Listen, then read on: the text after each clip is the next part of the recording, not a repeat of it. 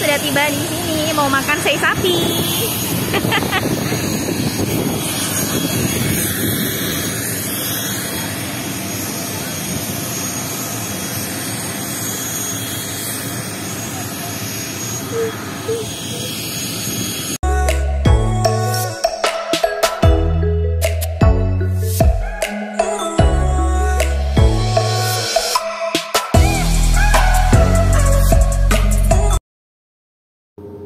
Setelah 1,5 tahun koperku istirahat, akhirnya kemudian dia turun gunung lagi, dan aku mendarat di Maumere. Nah, ternyata Maumere nggak seperti yang aku bayangkan. Awalnya aku kira Maumere itu terkenal dengan sei sapi, karena di Jogja yang namanya sei sapi itu pasti dari Maumere. Ternyata enggak ya. Jadi aku nggak pernah makan sei sapi di Maumere, justru aku banyak makan ikan di sini. Nah, ke depan aku akan banyak menceritakan tentang perjalananku di kota kecil ini. Awalnya aku nggak nyangka ya, aku bakal betah selama sekian hari, hampir 10 hari di kota kecil ini, dan aku agak sedikit missing. Awalnya aku kira Maumere itu adalah sebuah pulau, dan Kahe itu adalah sebuah kota, dan entah pokoknya kacau balau pengetahuan geografisku waktu itu, tapi akhirnya tercerahkan setelah sampai di sini. Jadi kalian wajib membuka peta geografi lagi. Itu saran pertama. Hari pertama kemudian melakukan berbagai macam rencana ke depan bersama si Eka. Nah, ini Eka namanya, dia sedang menjelaskan tentang Kampung Wuring, tempat aku dan kawan-kawan yang lain akan berkegiatan. Nah, si Eka ini adalah memiliki sebuah dia berkomunitas, namanya komunitas Kahe. Jadi lagi-lagi aku kecele ya. Kahe itu adalah nama komunitas dan bukan nama kota. Awalnya aku kira komunitas Kahe itu diambil dari nama kota Kahe. Ternyata bukan gitu. Jadi Kahe punya sejarahnya sendiri. Nah, kita akan berkegiatan ke depan di Kampung Wuring, sebuah kampung di Maumere. Nah, itu adalah kampung atas laut yang unik banget, yang memiliki tradisi-tradisi yang mungkin agak sedikit beda dari kampung pada umumnya. Nah, kita akan mengeksplor lebih jauh. Nah, sebelum terjun ke lapangan, ada semacam briefing terlebih dahulu dari Eka dan kawan-kawan komunitas Kahe yang lainnya. Stay tune terus dan jangan di skip-skip. Terima kasih sudah menonton. Bahkan lebih awal. Nah, di situ ramai. Tapi kemudian namanya berubah jadi Geliting ketika ada satu keluarga Cina yang masuk. Keluarga Cina yang masuk, ada 3 bersaudara namanya Goli dan Ting. Nah, jadi kemudian orang pribumi panggil Geliting. Jadi kemudian pasar Bajo, Regang Bajo itu mereka kalah saing lah dengan Cina dan kemudian jadi Geliting. Lalu ketika tsunami, dulu kampung di situ habis, kemudian hanya cuma beberapa keluarga Bajo yang tersisa. Sampai sekarang orang sebut lebih akrab dengan Geliting karena pengaruh Baba Goliting itu lebih kuat daripada pengaruh Bajo. Tapi kalau tanya misalnya mama saya, nenek saya, itu mereka masih sebut dengan istilah Regang Bajo, pasar Bajo. Nah, itu salah satu pemukiman awal suku Bajo Bugis di Maumere, di Kabupaten Sikia. Lalu kemudian bergeser lagi ke timur sedikit. Nah, kalau kita lihat sini, kita ketemu pom bensin pertama. Nah, di sekitar situ ada pom bensin.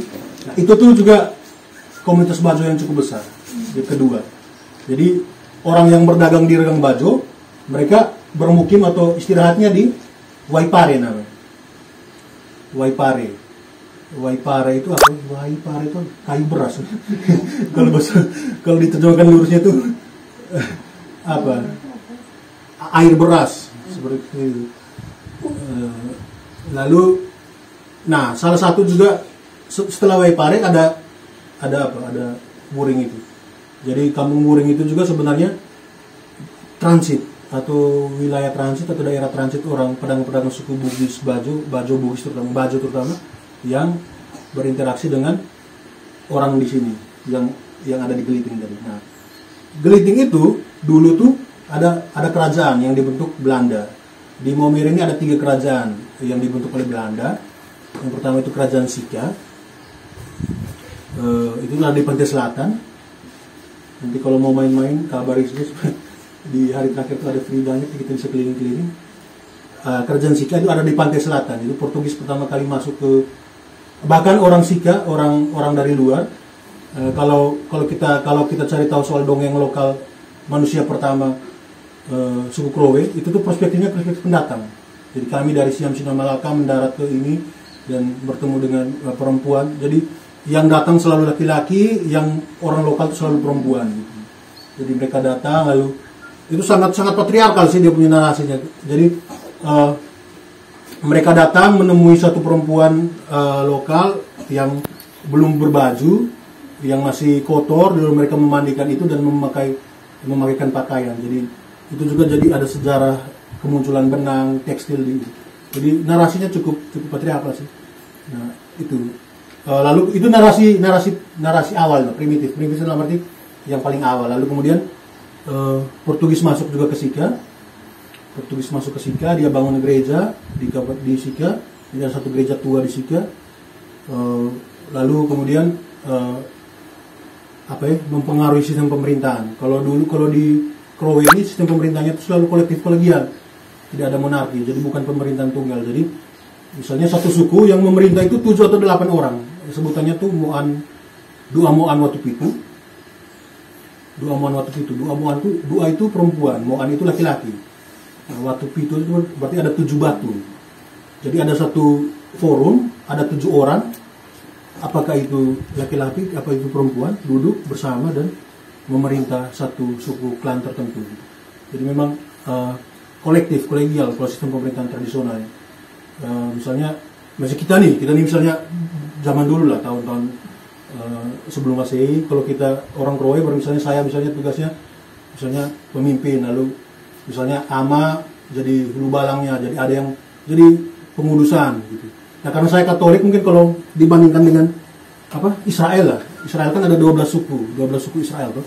Dan masing-masing suku itu kayak punya tugasnya. Jadi ada yang bagian pengudusan, ada imamnya, ada bagian seksi PU pekerjaan umumnya, ada yang bagian berladangnya, ada yang bagian pengawasan tanah, jadi gitu. Jadi sistemnya itu sebenarnya kolegial. Tapi ketika Portugis masuk, sistemnya berubah, jadi monarki, jadi pemerintahan tunggal. Karena pengaruh Portugis. Ditambah gereja gitu. Nah, sehingga guru-guru awal lalu karena mereka bangun sekolah Katolik, bangun seminari dulu. Ada seminari tertua lah, sebelum Mertoyu dan bahkan. Hanya karena tidak formal, informal, jadi makanya di Sika. Jadi orang Sika itu yang dididik pertama.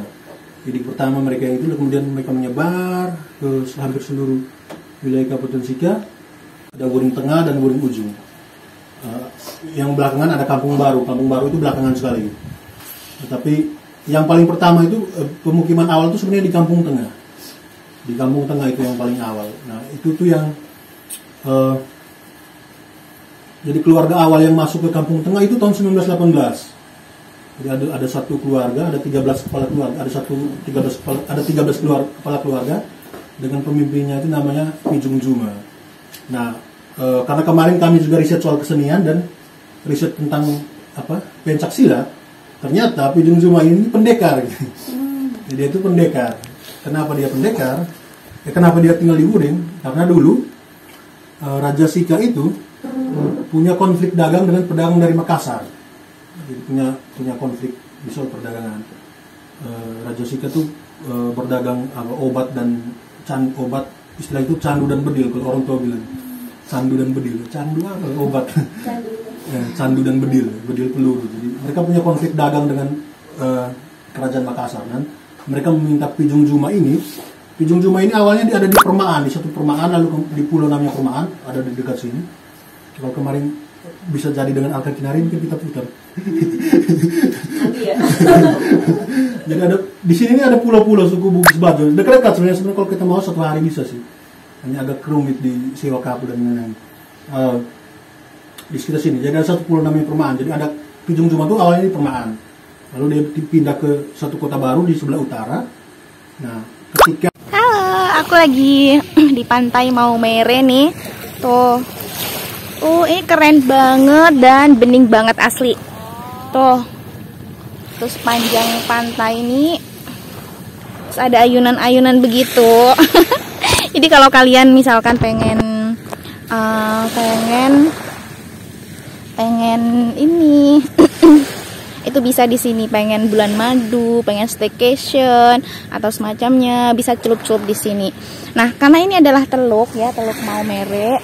Yang di belakang saya itu Teluk Maumere, jadinya itu tenang, lautnya tenang dan tidak terlalu banyak gelombang. Nah, ini aku akan mewawancarai mereka yang sedang mandi di sini. Halo Kak Indah. Halo. Gimana nih rasanya mandi di Teluk Maumere? Iya, lagi di Teluk Maumere ya. Rasanya asik sekali karena apa, di sini kan kandungan garamnya ada ya, bikin tubuh ini jadi rileks dan ringan gitu. Gitu dan kita seperti tinggal di pulau pribadi gitu, luas dan nggak ada siapa-siapa selain kita. Oke. Nah ini Mbak Rena. Apa? Gimana nih kesan-kesannya saat tinggal di pulau pribadi? Menakjubkan. Terus ada lagi. Airnya enak, hangat, mataharinya juga hangat banget, airnya tenang. Ayo Vita, Iya ntar aku kapan-kapan ya. Ini Kak Iin. Kak Iin nih gimana nih? Ini pemilik Pulau Maumere nih.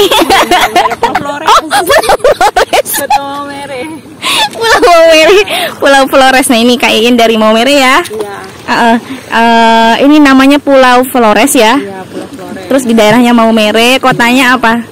Kotanya Maumere. Oh, kotanya Maumere. Oh iya, itu masih ini perlu ya belajar geografi lagi. Kita mandi. Enggak. Saran saya merasakan laut Maumere. Aku takut karena nggak bisa berenang ya, terhanyut. Cuma segini. Nih, tuh mereka lagi cemplang-cemplung tuh. Kalau nggak salah ya gitu masih tenang. Jadi kalau bikin tenang tuh malah mau lebih ngalir ya, bisa jalan ya. jalan